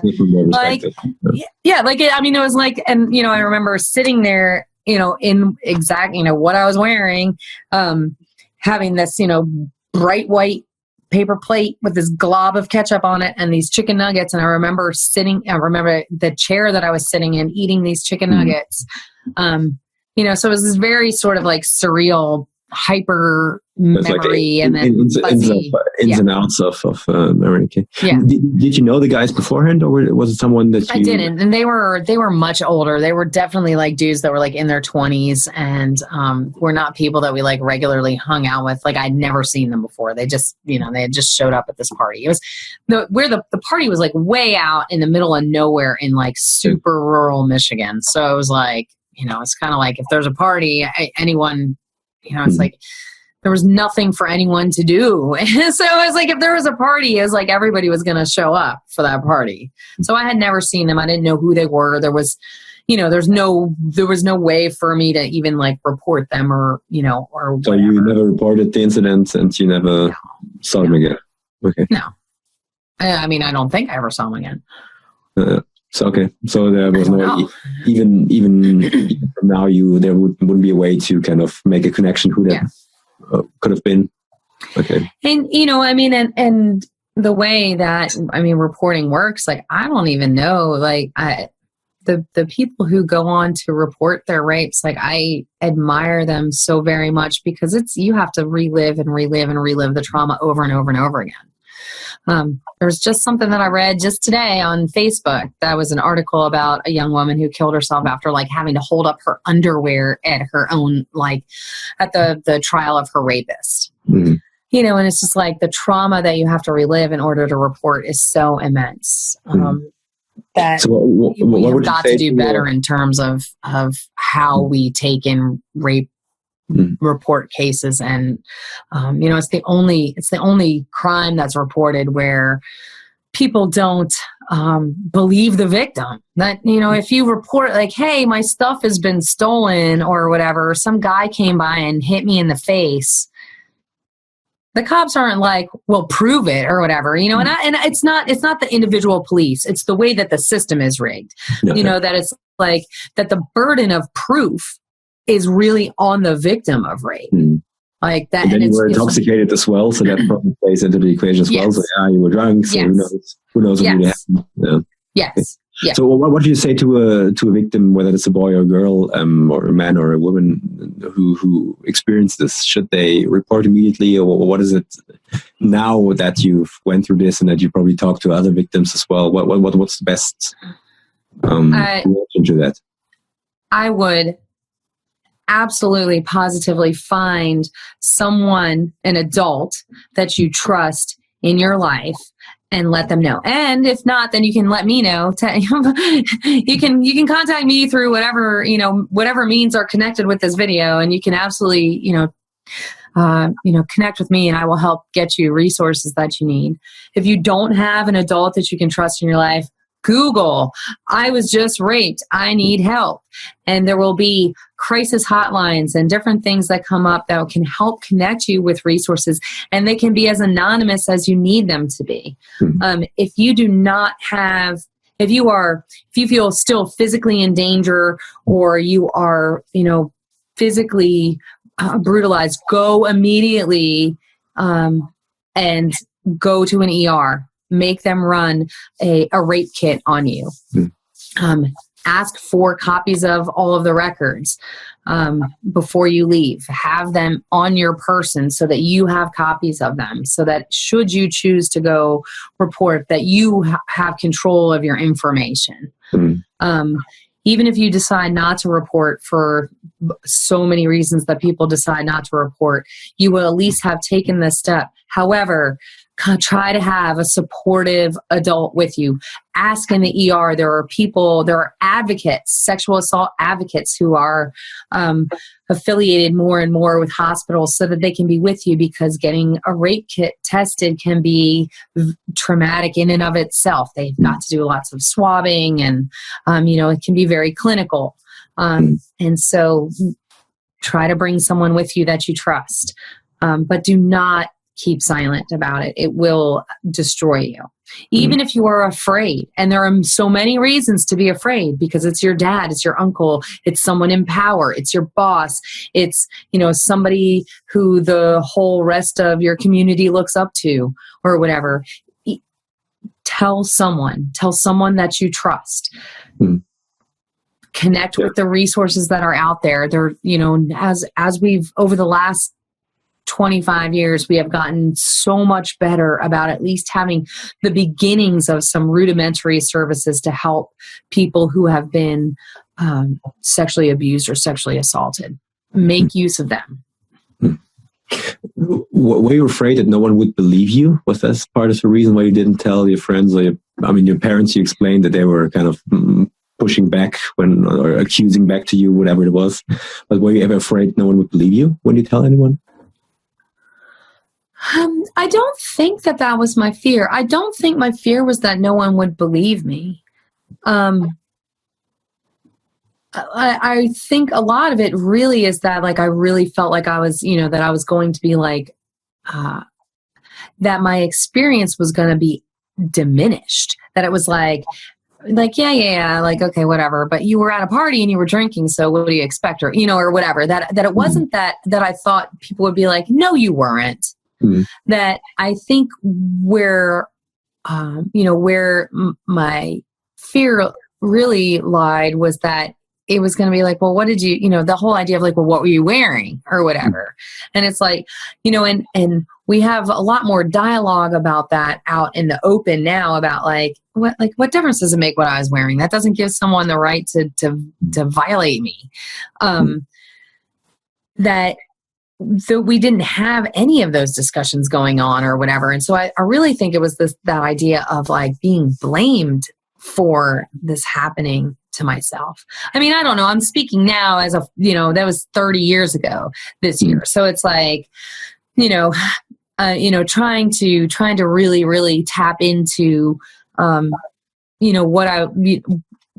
I was thinking when I was a 14-year-old.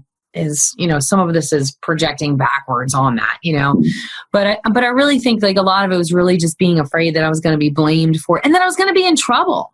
I was afraid I think that's really I was afraid I was going to be in trouble. I've been grounded my whole life for not doing my homework. So it was I was afraid that I was going to be in trouble. It's something, and not even necessarily on some sort of bigger level. I was I don't want to be grounded. I don't want to be grounded. I don't want to be in trouble for this. I don't want to deal with all of the stuff that comes along with this. I don't want to be grounded. I don't want to have to answer for it. I don't want to have to talk about where I was or whatever. but I didn't know that it would have such catastrophic outcomes for not talking about it. I had no idea that it would have been much better to have been grounded for a little bit or whatever and gotten access to the kinds of help that I actually needed than not be grounded and then, have this whole lifetime of dealing and trying to heal from this. Did you ever see professional coaching, or was it more of a self-healing effort? After I had my son, I've gone in and out of different kinds of counseling and coaching and, whatever it is, different kinds and different times. And, some of it is like when I've reached sort of an acute point of something that I don't know how to find out the information. Like one of the times that I went to counseling, it was like hyper practical, where I was just like, I don't understand what reasonable boundaries even are. So I really need someone that I can come to and just be like, is this a reasonable boundary? Because I don't know, because I didn't grow up having, reasonable boundaries communicated in a healthy way or whatever. So like, I didn't even know if things were reasonable. Like I totally bought like, okay, that's how you have a healthy relationship and develop healthy boundaries. But I didn't know what reasonable boundaries were. And so it was like stuff like, is it reasonable for me to expect my 5-year-old to make their bed? And, and the counselor was like, well, yes, but you have to let them make it as a 5-year-old and not expect them to make it as an adult would. And it was like, oh, okay, like that makes sense. Like that's so useful to me, which, I guess a lot of other people probably just inherently know, but I had no idea. Like I didn't understand, like, is it, and that idea of like, is it reasonable for me to say, hey, can you, can you go ahead and fix X, Y, or Z? And if I ask you, I'm going to give you like 3 months, and if it's not done, then I'm going to, just see if I can get a professional or whatever to fix it or whatever. Like, is that reasonable or is that not a reasonable amount? Like, is 3 weeks reasonable? 6 months? I needed like hyper practical sort of information about boundary setting, because I understood that it was a skill that I was woefully lacking, that I had to intentionally practice, but I didn't understand like the parameters for what that entailed. I didn't understand. So that was like, that was several months of counseling was really about boundary setting and really focused on some of the more like practical senses of boundary setting. But also, I've had like some talk, like talk therapy and psychotherapy and stuff, just to, some of it was, I had behavioral cognitive therapy to help deal with the PTSD that I would have.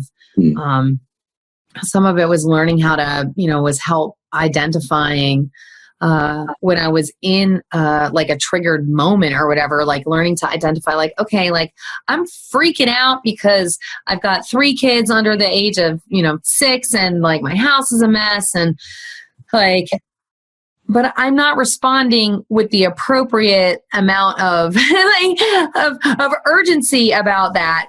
Like, it's terrible and all that stuff, but I'm really responding with an emotional response that is from way long ago, and that is not in correlation with what's happening in present reality. And so like having, going through the process and going through counseling of trying to help identify, okay, like I'm not responding to what's present right now. I'm responding to like past trauma and not what I'm struggling with right now. And learning how to be like, okay, all right, now I just yelled at you for, I just like freaked out about that, but it's like, okay, oh shoot, like, all right, I messed that up. Like, I'm not really responding to this right now. And, learning better skills to minimize some of the impact of responding, trauma driven out of stuff. And, as opposed to, I don't know. I don't even know. I can't even imagine what life is like for people who do not have brains that are wired like mine. Like I don't understand what it must be like to never like be depressed. Like I can't, like there are days there are big chunks of time in my life where I literally have to live sort of hour to hour and day to day, like just insist like, today's the day you stay alive. This hour is the day that you stay alive. That just, it's like the way that my brain has developed and has grown, that it's like there are very acute times for me where I still intensely struggle and intensely, like I have got to commit hour to hour to just simply staying alive. Like I can't imagine what it would be like to have a brain that's wired where you don't have to work to stay alive. Like I can't imagine that. Like it's, it's just so far outside of my reality that I can't imagine what that must be like. If you had a chance to meet the two men who did this to you, what would you tell them? I think I would, at this point, I would like to communicate to them the effect that their actions have had. Both traumatically in all of the people that I hurt, but also that, the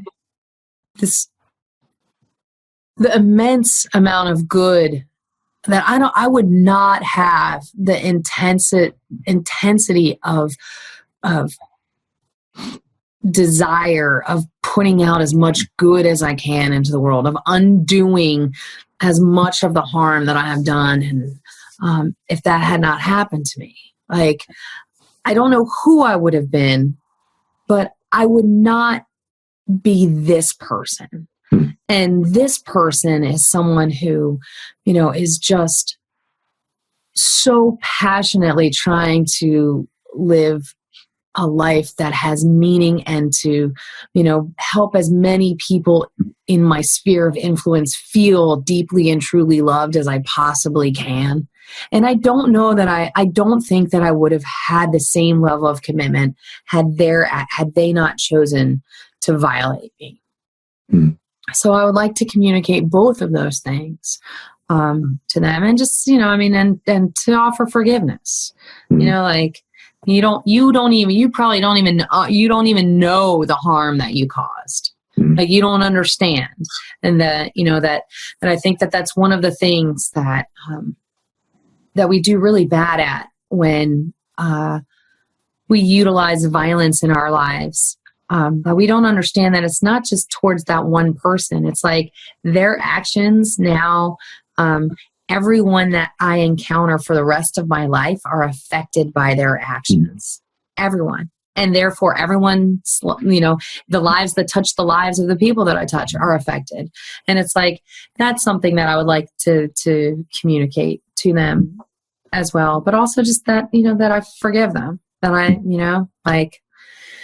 I understand that they, because I deeply understand that they almost definitely have their own trauma that they're dealing with, that they have their own pile of crap that was handed on to them, that you don't go around, raping people and, inflicting violence on other people because everything has been awesome in your life, that you get there because you feel fundamentally broken, and that, and just to extend, that compassion towards them, that it's like, and if you're in a place where you haven't dealt with that or need help dealing with what you have done, that, I can help connect you with that help.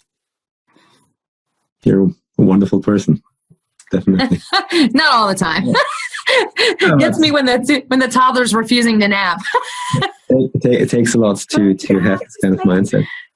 So let's talk about the good that you're doing right now. So you're working with several organizations. You're helping people to disengage from extremist organizations. So talk a little bit about that. How does the process work? Or in the first place, if someone wants to disengage, what are the steps to take, and but then what's the process that follows after that? Well, I'm currently working with Christian Picciolini, who you also interviewed at Free Radicals Project. And I also work with the Against Violence and Extremism Network, who's affiliated with the Institute for Strategic Dialogue, a think tank out of London. And one of the things that I'm most passionate about working on and working towards is actually building preventative programming. I just feel like we prepare our children for all kinds of stuff, that if they're if they talk to strangers, or if there's fire, or all kinds of stuff that we tell them what to do and what to look for. And so the idea that we are not teaching our children what it looks like to be groomed and recruited into all kinds of like hate and violence-based movements or whatever, which are also some of the same tactics that are used by people who are grooming people for human trafficking. Interestingly, that you're talking about the same target audience for all kinds of recruitment into all sorts of bad outcomes. That building the programming to just be like, hey, this is what it looks like. Here's some resiliency. Like, let's talk about what it entails to help build communities where this is where these communities and individuals are more highly inoculated against lives of violence being attractive. So working towards building like better preventative programming and where it's like, I believe with all of my heart that we have got to talk to our children about all of the really hard things, and that instead of seeing it as somehow stealing their innocence, trust that they're going to take what they're ready to take and view it as protecting more people's innocence for a much longer period of time. That I feel like we have got to, because when you start talking about ideas of having a voice in your own life, and how, people are going to use the things that you're struggling with as, that they're going to try to provide you with what looks like this really sort of idyllic way out or whatever, that, teaching that kind of stuff. And if you start talking about race and hate and violence and utilizing violence as a solution to children from when they're very young, you're already going to have that vocabulary. You're already going to have it as a regular part of your conversation as they get older. It's already going to be, part of what they know and what they're taking away from you as an adult in their life. If you start from really young, they'll grow up. It'll be something that you just regularly talk about. So in what way would you, if you have children at a certain age, so what would be the age that you start talking about these things, and how would you introduce them to these topics? Well, I would start talking about them at, from when they're babies, and when they're, when do you start talking to children about being taken by strangers? That's, part of it is that dynamic. Like, I don't want to make you afraid of people. I want you to inherently sort of trust people or whatever. But I do want you to understand how to be safe, that we start those conversations when people are really young. Mm-hmm. And we maybe need to have a more intentional set of conversations with our children about how violence is used. And in America in particular, we need to start intentionally speak, as particularly as white people. We have a huge responsibility to begin talking to our children about race from really, really young. Really young, 2, 3, whatever. Talking about it and talking about, the difference, is of experiences within, one culture, in terms of race, because that we as white people have a very serious responsibility to work to dismantle the system that we've set up.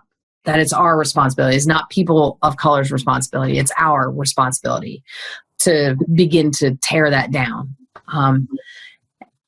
Start talking about that from very young.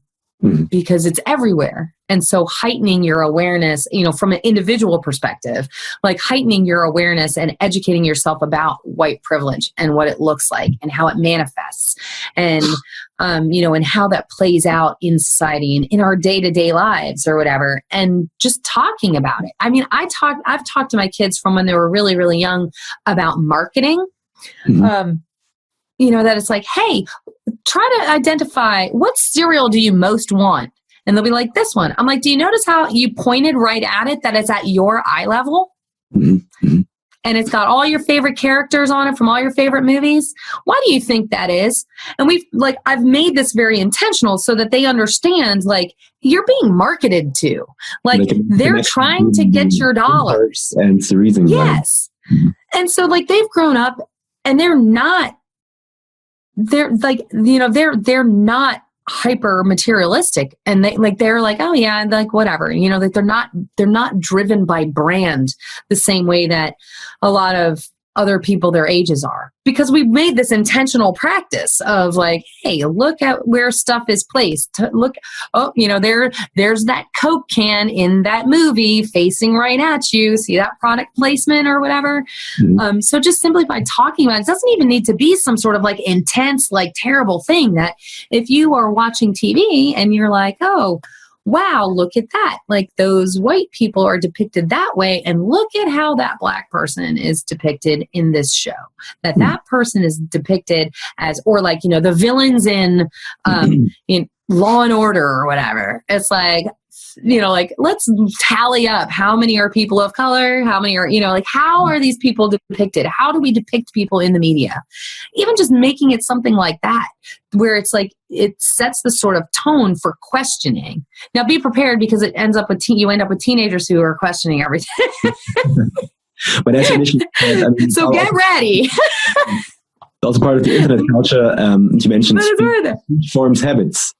And yes. if that gets a thing, and nowadays with the internet and the communication on the internet, it's so easy to fall for this kind of hate speech in whatever form it may appear, because you don't even recognize it as such.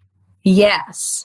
And so making it just an intentionality of talking about that, and talking about how truth is manipulated and stuff like that. And for me, like, I think that talking about that is just part of what you talk about from very young is super worthwhile. I think more targeted preventative programming would be very well placed around early adolescence. So 11, 12, 13, right in there. And some of the things that I think would actually be really helpful would be for school systems to have a day every year where, particular age kids are bussed from all over and they have to actually sit down together. And it would be great if you could get private schools in on this as well, where you sit together and you have a reflective, structured dialogue with your peers. And there's, somebody who's like trained, a mentor at the table to help facilitate this structured dialogue. So not just like a free-for-all, like it's a structured dialogue. With people that are your same age, but are potentially essentially unlike you. So completely different demographics, because in America, essentially schools are self-segregated. Now we talk about, segregation being over and everything, but that's not the way that it's played out. And most school districts are actually highly segregated because it's based on where you live. And so where you live is usually really, it's not super economically diverse, and it's not super diverse, like in terms of the racial makeup of people. So I think it would be really, really useful to have an experience where you have an intentional, just at least time where you have to listen to somebody who comes from a really different demographic from you. That it might not, it's not going to totally solve the problem. But, taking that experience of like, oh, I've been in this like super duper privileged school my whole life. And I just sat there and, somebody that, is supposed to be from this neighborhood where it's all gangsters and everything, just talked to me about like their mom and like, and how their mom's been raising them because their dad died and, or whatever. And his brother's in jail. And it's like, you have this humanizing experience that it takes somebody from just being an idea or a set of ideas and gives you an experience of them as a human. And I think that would be something that would be just so, amazingly helpful in so many ways. This idea of like a commitment to like learning how to have conversations. To open a dialogue between people. Learning how to listen to points of view other than our own. something like that. So I think more targeted and very specific, more specific, like, hey, do you want to be the hero of your own life? Are you looking for meaning? Are you afraid that your future isn't going to be what you thought it was? Those are the kinds of targeting ideas that people seeking to do them harm are going to use. That's the same draw into, white supremacy, the alt-right, the extreme far left can utilize those same arguments. Human traffickers can use those arguments. That it's like we should, in my opinion, that focusing on that early adolescent stage and giving them at least the information. You can't make people use the information that you give them, but it's can we at least make sure that they have that information to potentially utilize?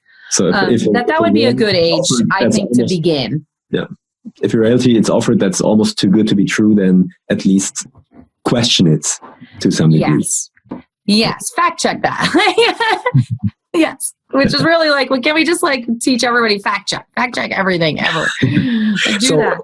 If someone wants to disengage, they contact your organization. So what are the steps to take someone out of that reality that they're in? Very often we're contacted not by an individual, but by somebody who is concerned about that individual.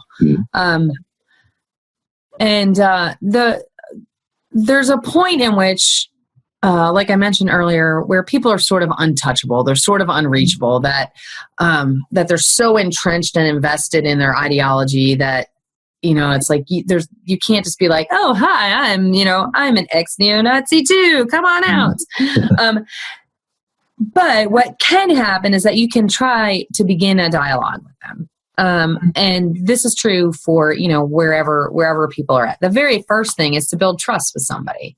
And that is oftentimes the longest part of the disengagement process. It's hey, we're just going to have conversations and I'm not going to hold judgment for you because I've been there. I'm not going to hold judgment for this ideology that you're spewing, even though I disagree with it, and I can communicate hey, I don't agree with that at all. That I can just we're listening more than we talk, and what we're listening for in particular is the story behind the story. We're listening for those things that got this person to where they are now. And then after we've established trust and, and have been able to begin to identify, then we can begin to start to facilitate connection between that person and the resources that they need in order to start making some, because a lot of times too, it's so-and-so, whatever group of people took my jobs or whatever. It's okay, well, what jobs were you doing? And they're just the jobs. And I'm just okay, well, what are you qualified to do? Nothing. I dropped out of high school. Okay. Well, can we maybe talk about getting a GED or something because that will be one step in accessing more work for you. Because what I'm hearing is that you're really afraid of not being able to provide for your family, or yourself or whatever. What I'm hearing you say is that you're afraid that you're not going to have access to work or, to a job that's enough to pay your bills. And usually people are oh yeah. It's if you can cut through all the bullshit, and get to well, what are you actually afraid of? What are you actually, what is this? What is the real fundamental root of this? That then you can begin addressing some of the actual needs that they have, instead of just continuing to argue and bicker about, ideology or, or whatever. It's okay, well, whatever. You have all that stuff that you're doing, and I can't stop you from that. But I can go here and I can help you be able to, begin to piece together the things and create an environment where it will be favorable for you to turn away and disengage, and then continue to make it more and more favorable to where you are willing to do the work of healing and rebuilding your life and get to a place where you can, make amends for the wrongs that you've done. So in a way, it's very similar to what your ex-boyfriend's mom did with you, offering you an alternative reality and giving you a structure to orient yourself. Yes. And then again, it's like, something that I recognize has so much value for what she did for me was that tangible connection. That she wasn't just like, you should go to school and you should take your, that she was like, you should go to school and I'm going to physically drive you to where those resources are. That wasn't just like, you should do all these things. You should have these programs. It's like, okay, but I'm going to figure out how to get you to those resources. Mm-hmm. And so that's something that I have taken with me wholeheartedly in everything that I do. It's like, it's not enough for me to just wish you the best. Like, I've got to try to, with everything I can, facilitate the means to provide for you to get from where you are to the resources that you need. Now, the work still has to be yours. It's much like recovery from, alcohol or drug addiction. It's got to be your work that you're choosing to do. But I sure as heck can do everything in my power to make that as easy as possible, because it's going to be really hard. So it's like, if I can make some of the details easier, it's like, then you're freed up to work on a lot of the harder stuff that's going to happen. Okay. So how can people reach out to you and your organization, the Free Radicals? Yeah, you can find us on freeradicals.org, and I'm Shannon at freeradicals.org. You can send us an email. There's a helpline on there. Hopefully soon we will actually have a better helpline even up and running to respond to. But for now, you can find, and you can always just Google Shannon Martinez Nazi. There's a Shannon Martinez who's like a vegan chef. So I'm sorry that I'm compromising some of your amazing creative food and all of the amazing work that you do. Shannon Martinez, vegan chef with Shannon Martinez, ex-neo-Nazi. But you can also just Google me and find me that way, and that will, eventually lead you to a way to connect with me as well.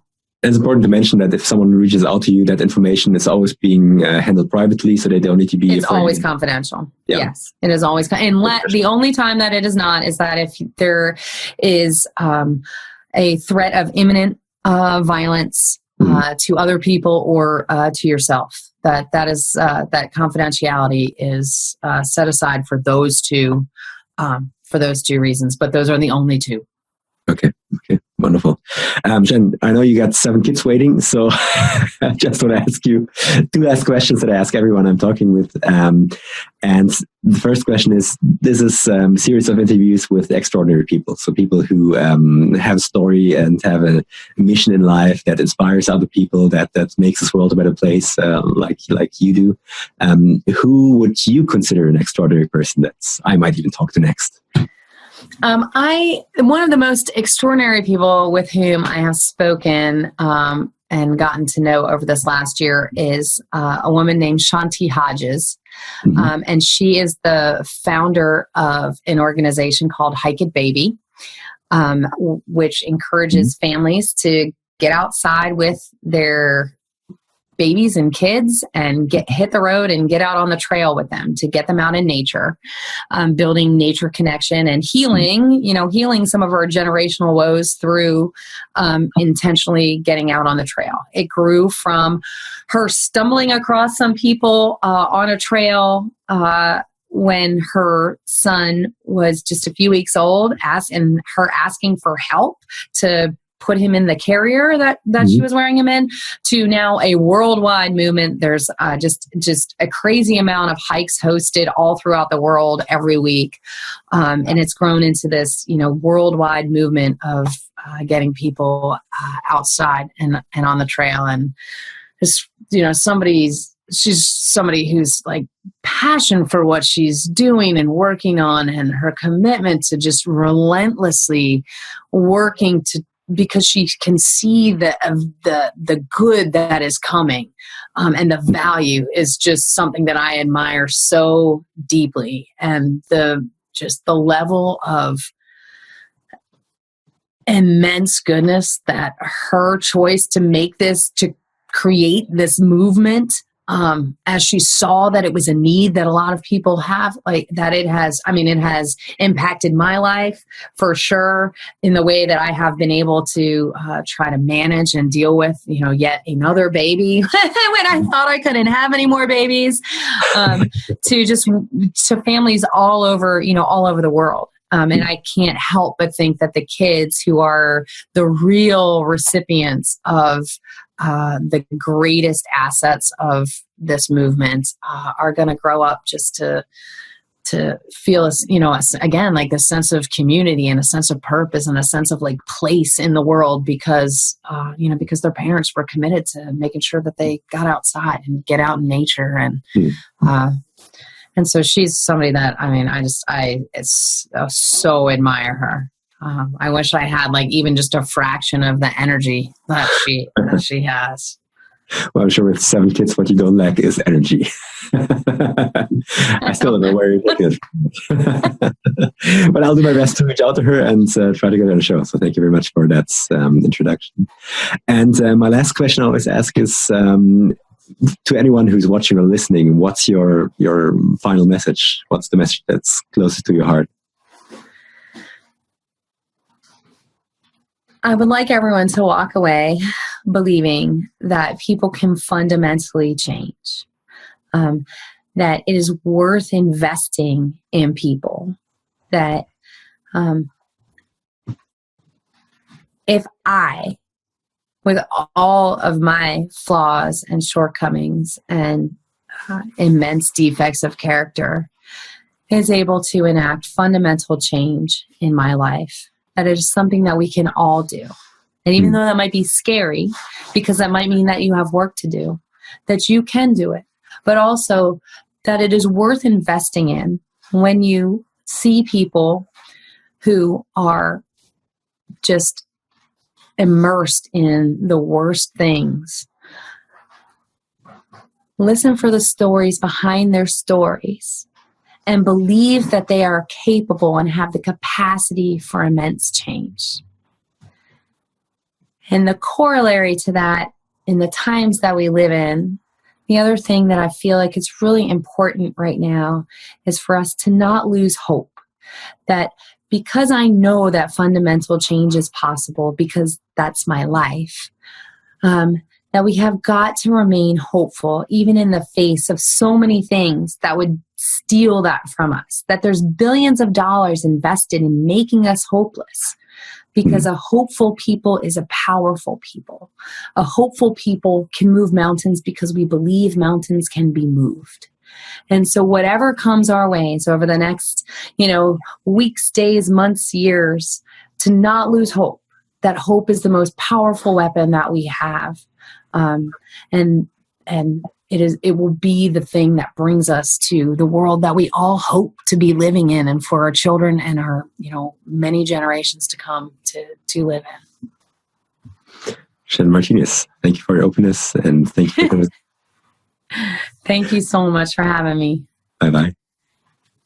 Thank you for watching, and in a few seconds you'll hear about the extraordinary person that I'm going to talk to in my next conversation. But before that, I need to ask you for your help. See, finding people who inspire and motivate you to make a change, that's what's most important to me. But to connect you with these amazing people and to bring you conversations that you will not find anywhere else, I need you to become a part of our journey. So please get involved and leave a comment below with your own questions, and maybe even tell me who I should talk to next. And if you know anyone who might like this conversation, then please share it, because I'm sure that they will like it too, and it will help to grow this channel and to make an impact together. And by the way, on my website you will find all current and upcoming episodes, including show notes and transcripts, background info, books and websites of my guests, podcast links, and much more. And once you become an email subscriber, there is always some exclusive content, so don't forget to sign up, and I'll see you in the next conversation. In the next episode, Rob talks to Timothy Ray Brown. In 1995, Timothy received a diagnosis that would change his life forever. He tested positive for HIV. In 2006, tragedy struck again in the form of leukemia. But what seemed to be a cruel twist of fate turned out to be an extraordinary case of fortune. Timothy's leukemia treatment not only cured him of cancer, but it also cured him of HIV. He entered the medical history books as the Berlin patient, the only person on this planet who has successfully been healed from the deadly disease. Rob and Timothy talk about his incredible medical journey, what living with HIV meant for him, his work as an advocate against the disease, and much more. Join the conversation now.